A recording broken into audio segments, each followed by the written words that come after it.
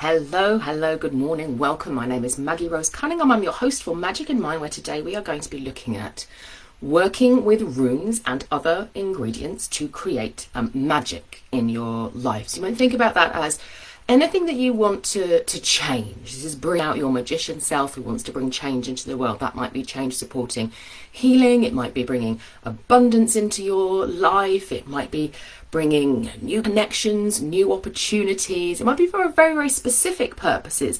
It might be a job interview that you're going to that you want to enhance your confidence. There are a myriad of ways in which we can work with magic to support change, to support the change that we want to bring into our lives in the moment. So I'm going to be talking to you about working with your runes of magic and working with other ingredients for magic. So this session is going to be for you if you've never used any other form of, you've never really used anything for magic yet, and you're thinking about how do I do that? If you're someone who's used runes like exclusively for magic and you're thinking about how can I combine, or if you're somebody who has used lots of other magical tools and techniques and you're thinking about, well, why would I bring in the runes? You know, when I've got lots of other ways in which I can manifest, ways in which I can attract in what I want, ways in which I can let go of what I don't want. So we're going to be talking about that, and that's what I'll talk about first. We'll be looking at, why would we work with the runes? And I'd love to know from you, if you're here with me live, good morning to you. If you are watching the recording, do you regularly use some form of magical intention setting, some form of energy raising to bring about the change that you want in your life? You know, working on the assumption that you're doing other stuff as well, but you're saying, yes, I want to take care of the energetics. So where are you at the moment? Are you using other forms of magic? Are you using the runes? So let me know in the chat box where you are with that. So the runes. Let's bring out a rune here. This is the first rune that's on the top. So I've got the Hagalaz rune here. So runes they're symbols. They're symbols. They're letters essentially. They're the precursors to the languages that we're speaking today. If we speak in English or German or any of the Scandinavian languages, then we are working with the babies, with the babies of the runes. Runes are containers of meaning. They are containers of meaning that have been forged over a long period of time. You know, we stopped really using them in our language 1,000 years ago, and that was the babies of this ancient alphabet of the Elder Futhar, which I'm working with. And the runes were used linguistically, and I want to be really clear, this is a form of magic. I think that people forget this. They think, language, writing, these are, everyone uses them, which isn't actually true. Obviously in the world there are many people who do not have the privilege of education which allows them to read and write and use what everyone who's in the chat box, for example, is doing right now, is communicating their ideas at the moment to people in a global audience. And I've got people here I can see already in the chat box, lovely to see all of you, who are from all over the world. And we could be quite narrow in our definition of what we mean by magic. I'll sort of broaden that out a little bit and say that the realm of the sage is part of our magical repertoire. When it used to be, when these were being used, that people would have been speaking them, and they may well have known some of their sounds, and they may well have known the magical correspondences that accumulated with them. But for the majority, these working with the runes for magic would have been a privileged position. It would have been a particular vocation, a particular role. So things like the rune poems that we have give us that insight into the runes as energetic containers, into what they meant, into the connections that they had with nature, with the natural world, with the stars, with the earth in this case, with the hail seed, with the destructive force that clears away what we no longer need and creates a new pattern. So the runes are the raw forces out of which we shape story, out of which we shape spells, out of which we shape the social structures, out of which we shape the way in which we communicate with each other. I want to reclaim that as a form of magic in its own right, but recognize that this means that we can work with the runes as containers. We can say, okay, I've got a relationship with my rune, and so it is an energetic force in its own right with a number of different meanings and associations and energies attached to it. And when I work intentionally with my magician self and I craft a ritual, a magical ritual, I will use my knowledge of that rune to attach a particular intention to that rune, which will then hold that energy, and we can raise the energy of the rune alone to support that intention. So with Hagalaz, drawing in that energy of the hail seed, of the change making force of nature, to support the change that we want to bring about, the thing that we want to release, the thing that we want to bring in. We can do that. But what runes also do is they resonate.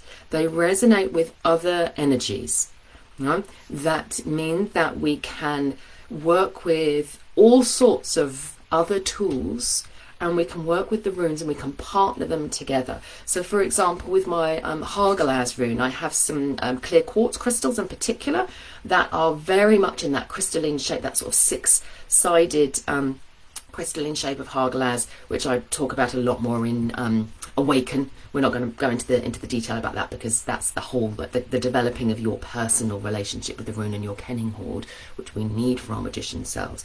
We say, okay, so 6-pointed clear quartz crystals resonate very strongly with Hagalaz energy, and so they can amplify a magic that we might use. And we might say, okay, so clear quartz crystal will be wonderful for cleansing and releasing, and if I find this this particular one that resonates beautifully with the Hagalaz energy, whether you use the sage self and you say, I'm looking for a 6-pointed structure, it wants to look like a hail seed to me, or whether we work with our seer self and we place our hands over the crystals that we have that are associated with that rune, and we go, okay, this one's the one for this occasion.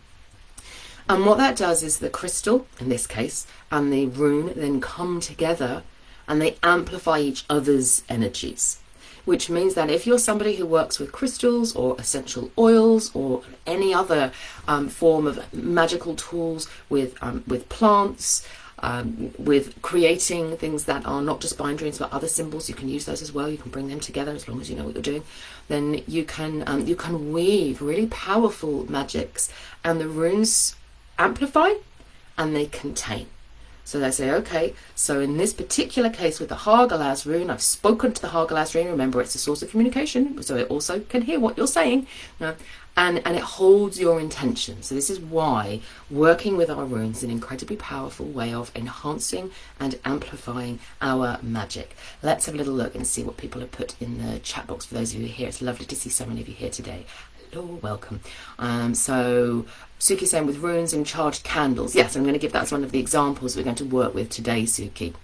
I talk a little bit more about, just giving you a bit of an overview at this point. Grace is saying, I'm using crystals, oils and journeying to create magic, and I'm starting to use the runes in magic working and not just divination. Exciting.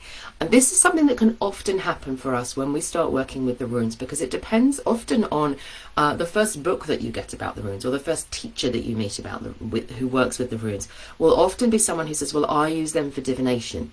And they might not then use them for magics or for healing or to support shamanic journeying, for example. They might use one facet of rune practice, and we might not even realise, there's so many different ways we can work with the runes. They're incredibly versatile as tools when we get over going, that looks like a shape that I know nothing about. And then we go, actually, it's the for hail, from which we get hail seed, from which we start to build our more nuanced understanding of the rune. We start to build a relationship with our runes. And Esther's saying, I'm working with runes to bring about energetic change spells and line up with the stars and the cosmos. And this is lovely, isn't it? Because we can look at what's sometimes called, I'm not sure if I like the terms, but it's maybe a useful distinction, is that we have what sometimes is called low magic or results magic, let's say. That's the thing, like I'm going for a job interview and I want some support with this. There's a specific issue that I want support with. Or we can use our magics in what's sometimes called like high magic. I might prefer to call it maybe like developmental magic or transformational magic or co-creative magic. When we don't say I want a specific result, we say I am looking to open into this new field of being. And I like to work with the rune, and again, because runes operate as guides for us, we can raise their energy, we can draw that energy in, and we can create an altar even to a rune, bringing in the crystals and the essential oils. And don't worry, I'm going to tell you where to find this information shortly. You can bring all of those in to then create a transformation, a personal transformation, to support personal transformation for yourself. And so you're saying a Jasper elephant, piece of copper, and my Hagalaz rune asked me to put them on my laptop for this session. There you go. Suki's given a lovely example. Now, Suki, I would say that for you, you've just done a beautiful example of the seer there. So there's a distinction which I'm going to draw out a little bit more when we start to talk more about correspondences between sage knowledge about correspondences between the runes and other magical tools, so that we can find that resonance. That's what we're looking for. We're looking for the resonance. What we don't want to do is to take a rune like, let's say, Largus, rune of water, and it's all flowing, it's beautiful, la la la la la, and then say, oh, I'm going to work with Garnet, which, you know, promotes that sort of self-confidence and that the grounding and the self-discipline, and I'm going to bring them together because they're not going to resonate with each other. I'm trying to think in my mind of a time when I might use them. I'm sure there's a time when I might use them, but it would be very, very specific, and they'd still probably be functioning separately to bring about two different parts of the magic that I was doing, rather than coming and amplifying each other. So that's what we're looking for, is that amplification of the magic through the combination of the rune and a correspondence that works really well with the rune. So for you, so you're like, oh, that's interesting. So you might then look at that and you might say, okay, so for me, when I feel the energy, which I know that you can do because you've gone and you've said this is what I needed, of my copper and my Jasper elephant and my Hagalaz runes, it's interesting that Hagalaz is the first one that we use, are they resonating with each other to amplify a particular meaning, a particular energy for me at this moment, or are they holding different aspects of what I needed from this session? Both are legitimate ways of working with magical ingredients of any sort. I'm using the word ingredients, you can say objects if you wanted to hold in the space that I need, but they might be doing different elements, or they might be going vroom, vroom together. So it's a useful distinction. So thank you, Suki, for bringing that in at this point, because I think that's important for us to remember. Okay, so let's have a look. Let's have a little bit of a play. What I wanted to play with today, I want to play with the Uru's rune here for you today. I could have done so many of them, and I just sort of thought, actually, I'll just do whichever one says it wants to come forward, and it was Uru's. So let me find my Uru's rune. Apologies that I didn't do this in advance. So the Uru's rune, here we go. Here's our Uru's rune. And the Uru's rune is the rune of the aurochs. And you can see in its shape here, it might look like the aurochs, which is it's like a primal cow. They're extinct now, although I know people are working hard to sort of bring them back. And it's got like the strong shoulders. It's higher at the top. It's got its two legs. It's higher at the top there than the bottom, like the big shoulders and the horns of the aurochs, and then it's sort of narrower back. It's very solid, very grounded, and it has other connotations as well if you look at the rune poems around cleansing and purification, and there is a will, and there is a very strong connection to nature, and particularly the wild aspects of nature, if you think about the aurochs, that come in with this rune. So the more that you develop your kenning hoard, your knowledge, your seer's knowledge, and your sage knowledge about the rune, which we obviously do through Awaken, which I know many of you have been on, the more you're able to then say, okay, this is a piece of transformative work that I want to do. How will the Uru's rune support me in doing that? Now, the Uru's rune is often used for healing work because it brings that really strong connection to nature, which so many of us need in our disconnected world. It's a very powerful healing rune. It's a very powerful reclaiming your own power, your will. Now, it's not necessarily a self-confidence rune, but it's a discipline and a tenacity and a moving forward and that drive. You might think about when not for the aurochs, but for cattle as we've used them now, and they pull the ploughs like oxen, incredibly strong. That sort of pulling motion that we can get with urus as well. So there's a number of different ways in which we can work with it, and that is how a lot of the correspondences have come in. So let's say, for example, with crystals. So in the rune poems, which give us some indication of the way in which these runes would work, they're not the only sources.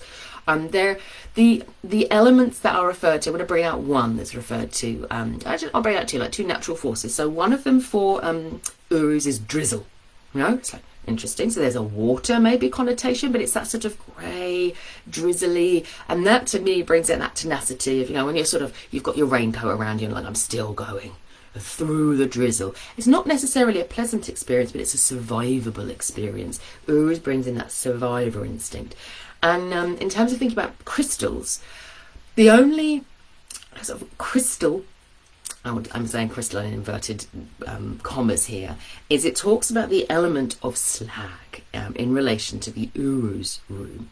And slag is a byproduct. It's a byproduct of the creation of iron. And so it's where we're like, oh, we're going to go out and we're going to find some slag heaps and we're going to use urus in that way. Now you can do that, and there's a wonderful like reclamation there of saying, why do we discard and say, well, this is useful and this is not. Obviously iron is very practically useful to us, but what's the energy of slag? But it's not a sort of sexy way of saying, oh yeah, I'm going to work with this this crystal energy. Now, I don't live near any slag heaps, I'm going to say, but I remember reading stories when I was a child about a ballerina who lived next to the slag heaps. And they say they're tipping, you know, the wind, and they'd be tipping over. And they are, you know, they're very dangerous forces when they're not looked after properly, obviously, as well. So they can bring in that the need to respect the force of nature.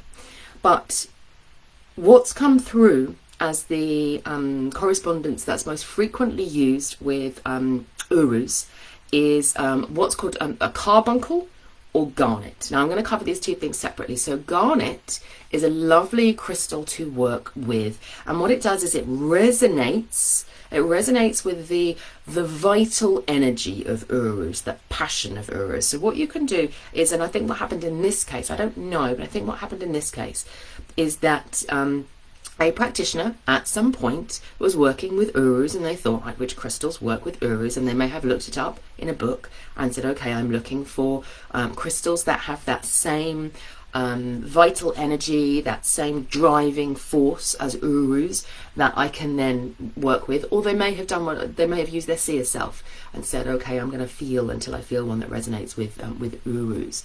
Now, when working with garnet and urus, what you're looking for is that Venn diagram, that place where they join. So that then says more specifically, I would work to charge my beautiful garnet crystal. I might have it in my hand, might do my urus galdra work, chanting it. I might sit cross-legged on the floor or very close to the earth. I might put my garnet like in the earth for a period of time with the urus symbol underneath it. Or as I said, I might chant, I might make the shape of the urus rune with my hands and place those over the garnet in order to charge it and to bring that urus rune, to combine the energy of the urus rune with the energy of my garnet to bring vital life force into my life. And then I would walk around carrying the garnet rune with me. Now, I spent ages looking at this idea of carbuncle, and this is what I found. Is that you can talk about carbuncles. Carbuncles can be used as garnet, as a descriptor for garnet. But I have found that urus, more than any other of the runes, resonates with those stones that are sort of totally unshaped and raw. You know, sort of talk about it like a big edifice, like a carbuncle, you know, in a slightly different way. And I have a number of raw stones that are unpolished that work really well with the urus rune as well, and you can see that that was sort of me playing with it, experimenting with those correspondences.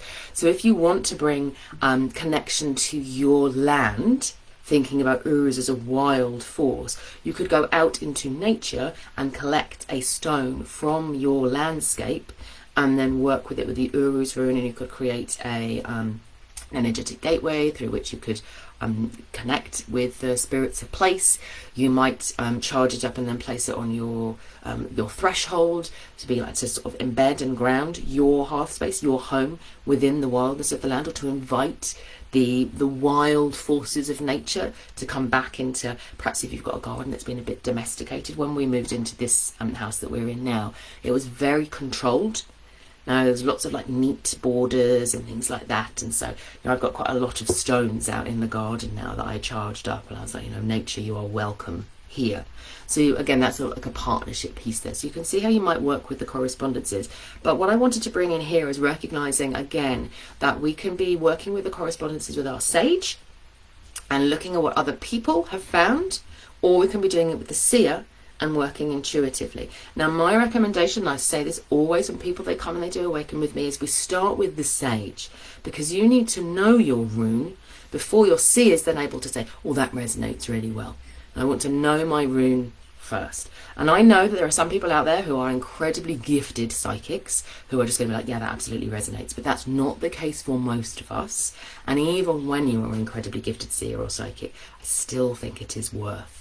And I say, I'm going to develop my foundational sage knowledge first. So if you're thinking as I go through these correspondences, so where do I find these?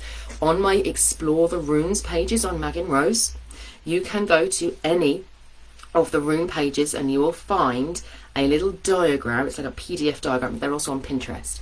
That gives you the correspondences. That not all of them, they're a selection of correspondences that come from the books, these 2 chests of books that I've read over time.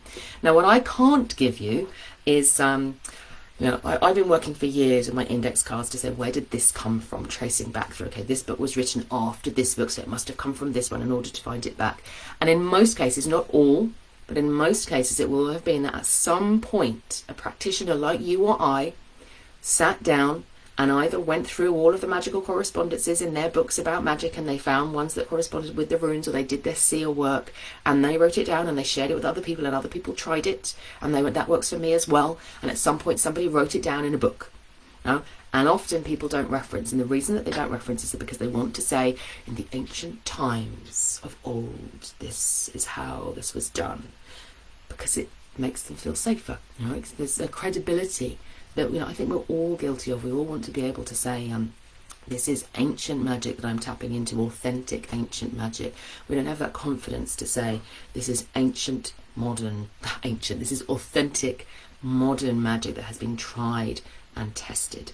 At some point, every single magical correspondence that has been created in the world has been brought into being, brought into existence, spoken, communicated, using the magic of the voice by a person. Even if they received it as a gift from a fabulously wonderful spirit guide. There was a human being that channeled that at some point, and people prefer it if they can go, it's been used for thousands of years. Now, there are some cases where it is much older. I'm not going to be able to go through all of those at the moment, but there are some cases where those correspondences are older, and normally you will find them in the Eddas or the rune poems or the sagas, that there is a reference made and we go, that's how that's come into being. But there are many occasions where they're going to be modern correspondences. So you can go onto those pages of the Elder Food Thought. Now, if you want to go into more depth, then I would highly recommend joining Awaken to the Runes, where I do, as well as all of your modules about each of your runes, learning all of the correspondences and developing your kenning hoard, so you can say, right now my seer knows exactly what resonates with the rune. And I also have modules not just about rune magic and working with rune magics, but also about all of these correspondences. We have full modules on the time and the runes, on essential oils and herbs and the runes, on crystals and colours, all of those things in the runes. So what I'm giving you today is a taster, but you can certainly use my free resources as well on the website. And if you want to go deeper, Awaken is the next place to do that. So we've talked about crystals. So with urus as well, what you can also do is you can use the hour, the power hour for the rune. Now, these are calculated in the same way as planetary hours. For those of you who are into your birth runes and you're thinking, what's going on there? I'm going to make a distinction here for you. So you can go onto my website, and when I do the blog, that accompanies this video that you can find on magandrose.com. I will put a link to the page, or I'll put the actual hours in there so that you can find them. Now, the hours are like superconductor resonator points when you can connect with the energy of your rune. And if you do that daily, it can become incredibly powerful to work in that way. So I, for example, know that the time when I feel the most powerful, my ideas flow the most strongly, I'm like, right, I really want to get into my creative self and get stuff done, is 8:30 to 9:30, which is the power hour of Largus, which is my birth rune, and I've been working that way for a long time. Now, I can't tell you whether it is a power hour because my mind went, this is my power hour.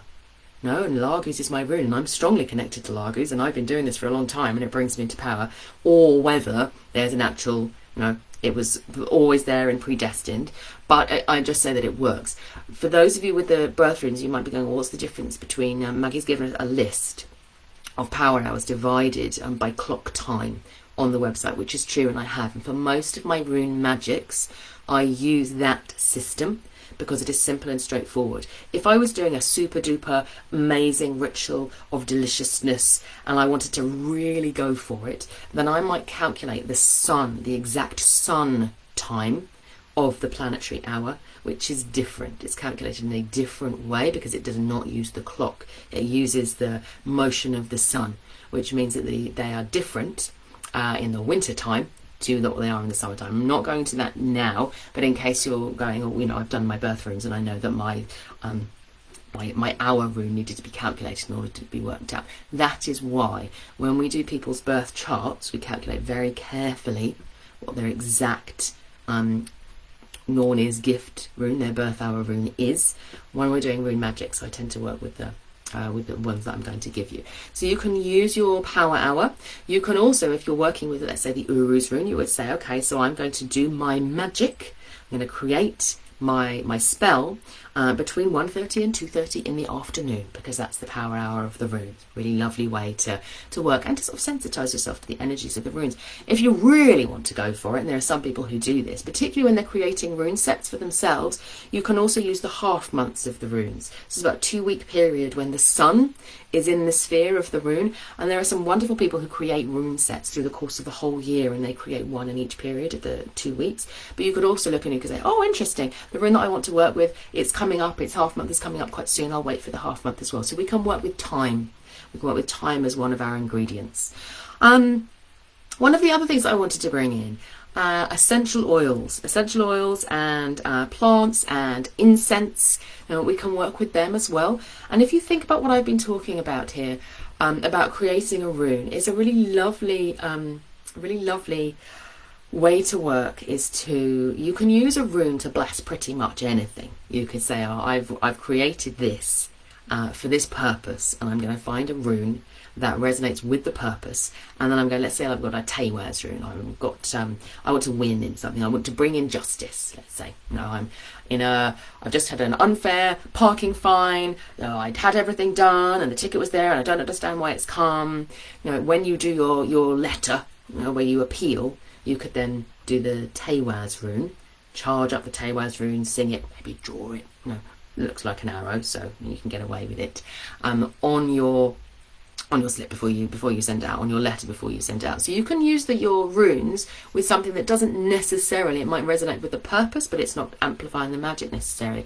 But you could also use a crystal, as I've just said, but you can use ingredients for essential oils, ingredients for incense. So with the Uru's rune, for example, cypress is often associated with Urus. Now, I am convinced that that is an intuitive, that somebody's gone, there's a seer connection there. They've smelt cypress and they've gone, oh, that feels good. But cypress brings grounding. It brings grounding and it brings self-discipline as well. So if they went, oh, that really resonates with me. Then they went and they looked up, this is what cypress is meant by, for other magical practitioners who've been using it, and it works really well, and it enhances. Think about that Venn diagram of the Uru's rune and the cypress. It brings in and it says, okay, so for grounding, for being in the earth, for bringing my connection. So if you are, if you're deplete, if you are looking for healing work, if you want to re-energize, if you want that really strong connection to the earth, and perhaps you're also feeling quite tired, and so you're finding it difficult to bring in those habits that are going to support you in your self-care. Now, the discipline of loving yourself. You could absolutely create an incense that included cypress in it, or you could create an essential oil that included cypress as an ingredient in it. And then you can charge that by singing your Uruz rune, or you can trace the Uruz rune over it while singing. You can create a label, a magical label that you then put on that essential oil. You can also bless yourself with the essential oil, tracing the rune. So you could say it every morning when I get up, asking the rune to support me. I trace the rune on my forehead perhaps, or where I feel empty, where I feel deplete. And the Uruz rune will hold your intention. So this is the intention that I've set when I charged my essential oil, or when I created my incense. Then I'm going to burn it while I do my meditation, while I do my grounding meditation. So you can really enhance the power of both your incense ingredients, your essential oil ingredients, with the Uruz rune in very, very powerful ways. Now, I've mentioned cypress as a traditional, I'm going to say traditional, I'm not going to say ancient, I'm going to say traditional, it's been around for a while, correspondence with Uruz. Now, from my own seer's hoard, and these is just my stuff, you know, I have also found that lavender works really nicely with Uruz, that sandalwood works really nicely with Uruz, and that myrrh works really nicely with Uruz. And so I wanted to share those in. I don't put the I haven't put those on the correspondences in my Elder Futhart pages, because those are my personal ones, but I wanted to share them with you today. Let's have a little bit of what people have put in here. So Carol says, I've English for the week and Iwas as my monthly. We're not doing those today, Carol. That's the new moon intention setting, but thank you very much. It's always lovely to know. Crystals, you're not sure yet. So you can go and have a look at your Ingus, at my Ingus and Iwas rune pages to see, you know, what correspondences they have for crystals, and maybe have a play. Maggie says cypress is in Van Gogh's Starry Night, I believe, also. So I find it really stands out. Yes, and for those of you who have done Uruz meditations with me, you will know that we go to a big open landscape, and it is all normally, not always, but it's normally at night, with this huge starry sky and the moon in the sky as well. Beautiful. And so I can really feel that. So who knows? Maybe Van Gogh was also tuning in to that, the ambience, the resonant ambience of cypress, resonant ambience of how does the starry night has been under the starry sky make me feel, and how does that connect me with the Uruz rune. And Suki says, do you need to ever release the intention after what was needed, done, etc.? Yes, Suki, and we'll talk about that with candle magic. It's a very important point. So we've looked at crystals, which I love working with. We've looked at planetary, I shouldn't say planetary hours, I should say runic hours. It's just the same methodology, really. And we have looked at incense and essential oils. So let's have a little bit more of a play. Let's look at candle magic now. Actually, it's a really good idea, Suki. We'll do it now, because that will really help. So yes, I do think if you are creating an essential oil, let's say, with a particular purpose, and it's a healing purpose, then you would probably simply use it until it was done, until it was complete. If you were creating an amulet or a talisman for yourself, maybe out of a particular material that resonated with the rune, and then you're having the rune on it, you might at some point say, oh, that's done its job, and I'm going to release that energy. So you might bury it for a period of time, or you might do a releasing ritual. I teach that more on Awaken, how we do that for runes, how we release the energy of the rune out of something at that point. Or you might set a particular time duration when you create your magic in the first place. You might say, okay, this will be done when this has happened, when this has occurred, or for this period of time, for this lunar cycle. Now, I'll be working in this way, and then the magic will release. So you can but yes, you should think about when will the magic be done. You know, because otherwise your object's going to be getting, oh, I'm still working on it, she just forgot about me, doesn't love me anymore. And you sort of leave magical debris. It's a little bit like thinking about urus. Remember I was talking about the iron and the slag? It's a little bit like that. It's sort of, when I connect with the element of slag, well, I don't know why I'm doing that in inverted commas. In the northern tradition, slag is an element. There's a sadness to it. There's a sad energy to it, as if it's not been honoured properly. You know? So there's an honouring and a saying, yes, for this period of time I will use this energy in this way, and then we're done. So if we've got a candle, let me take my lovely candle here. I've got a very nice candle that my mum gave me. It smells absolutely delicious. So I've got this candle here. And so I might be thinking about, I want to do a magical working, and I want to release. There's something that I want to release. Now, perhaps it's a belief that I've been holding for a long time. It might be a problem that I've got with my health. It might be a relationship that's already passed, but I am finding it difficult emotionally to let go of that relationship. It might be something that's holding me back, so that I'm not able to apply for the job that I want to apply for, and that I think part of me knows that I'm ready for it, but the rest of me is going, no, that's awful. Whatever it is you might want to say, that I'm ready to release this. And so candles are really beautiful for working with. So I take my candle, and I have a little white handled, it's not a knife, it's like I don't know how to describe it really, like a big needle, I would suppose, and I heat it with the candle, and I carve my rune into the candle. In this case I'm going to talk to you about a bind rune, but you can do this with a single rune. This is a lovely method that you can use for if you want to draw something in to your life. You can use the North's rune. You can just do a single rune. So I need this. It's like you're doing your need fire, and you say this work is done when the candle is burnt down. We're doing a release in this instance.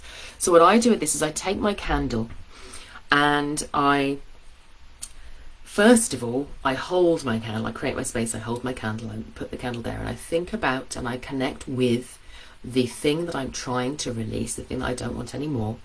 And I transfer that into the candle. I visualize that moving from me into the candle.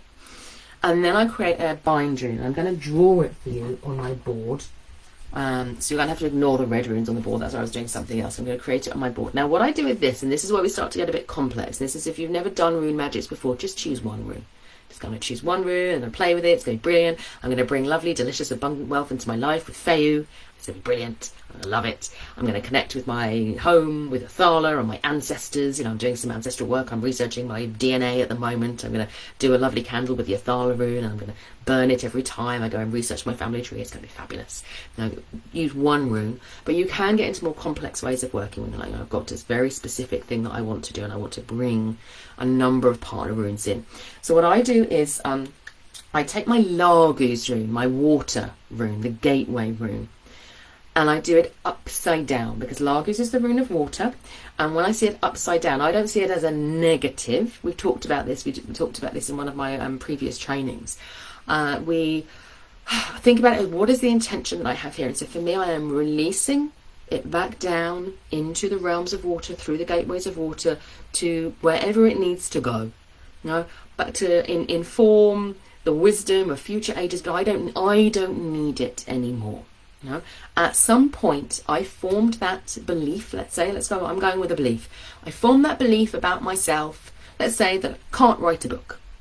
Some people will know that there's a problem there for me. I can write many books, I just can't ever completely finish them and send them off to publishers. But yeah, that I can, that for whatever reason they're never ready. So let's say I'm releasing that belief. So what I will do is I'm going to design my bind rune first. So I do this on a piece of paper, and I say, okay, I'm going to use the Largus rune. I'm going to put it upside down. Oh, this is a terrible drawing, I apologise. So I've got my green Largus rune there, upside down.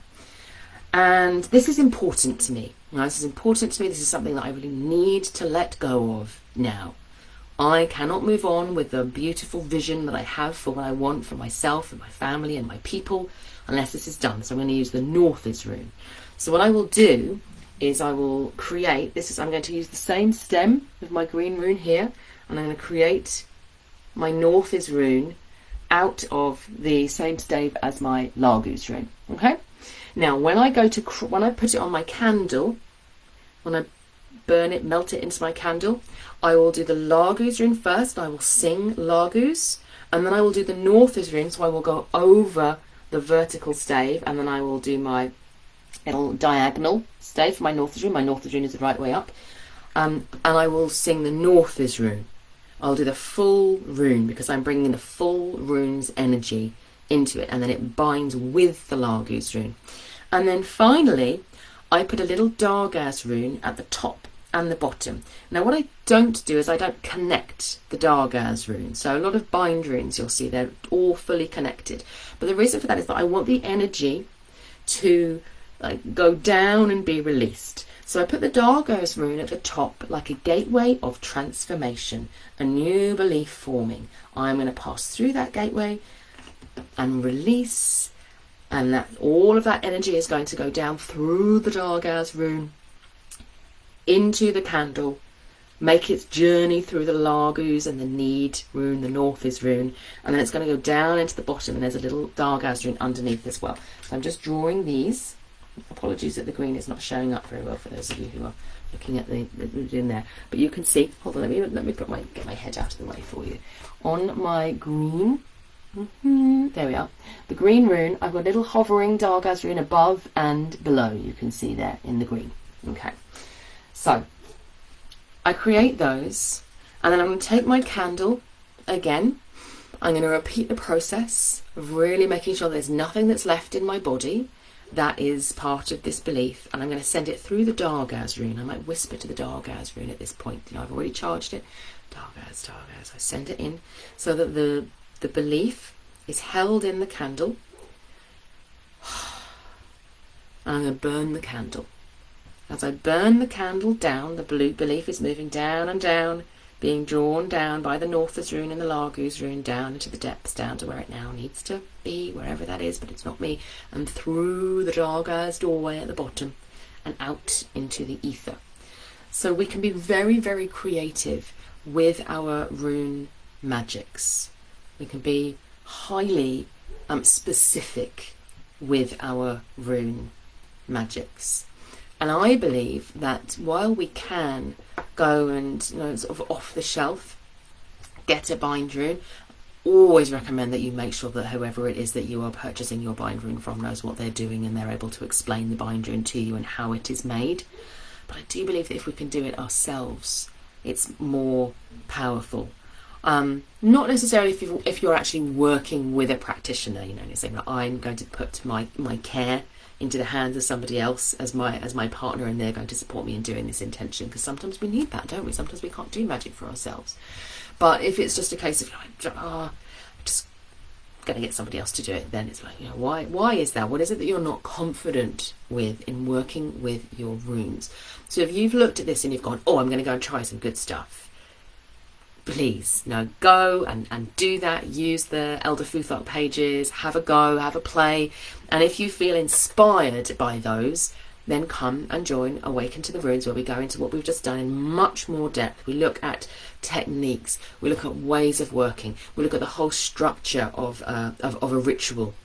I like that, about how we do that, how we ground the energy. All of this is what I haven't discussed today. We've just looked at the bringing in the ingredients and how they work.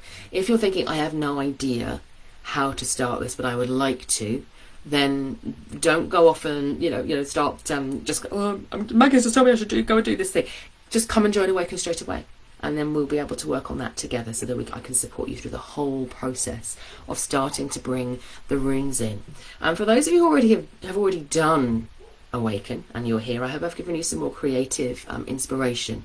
But I would also say that when you have developed your kenning hoard, you know your rune really well, and you have done a number of practical magics, you've worked with your candle magics, you've created essential oils, you've done incenses, you've worn a talisman, you've done all of those things, you have built up your energetic connection to the runes to such an extent, it means that in the moment, and this is where I really like rune magics, in the moment, I really need some protection here right now, or I need to support this this thing, right now, and I don't have time to go and find the planetary hour and buy the incense that I need and create the essential oil and do all of those things. You can take one rune, you can take 3 runes, you can create a little bind rune on a piece of paper, right there and then you can charge it up. You can draw it in the air, you can do your song. Sometimes if you've done all of your rune singing and things, you can just be like, right, doing it, create, and it's done. If you do that without having done all of the work beforehand, you're going to have limited success because you are not yet in relationship with the runes. So what you will be drawing on is every time somebody else has done that work with the rune and drawn that energy in. So you're working with residue, basically. You're working with the slag, You're working with the byproduct of other people's magics and saying, I want to bring in Urus and Lagus and Suelo. They just come to the top of my head. They're all nice healing runes, by the way. But you're not putting your own effort and energy in.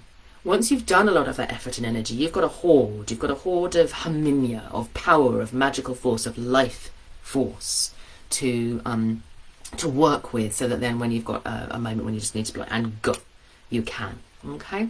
So I hope that has given you an introduction to rune magics and to how you can work with correspondences and bring them in together. I'm seeing some lovely comments. Thank you so much. I'm glad that was a really helpful explanation of the release with the candle there for you, Carol. So you're saying lots of information and advice. Good. I am glad.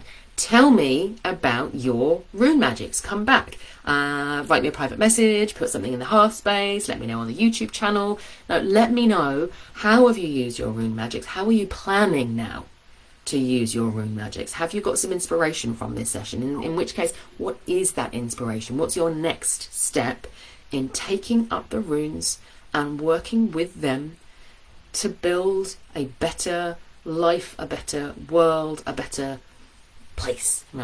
That's what I want. I want us to be able to use these profoundly magical tools in our everyday lives to build the world we all want. So if you have enjoyed this, take your next step, whatever that is. Love to you all. See you all very soon. Enjoy working with the runes.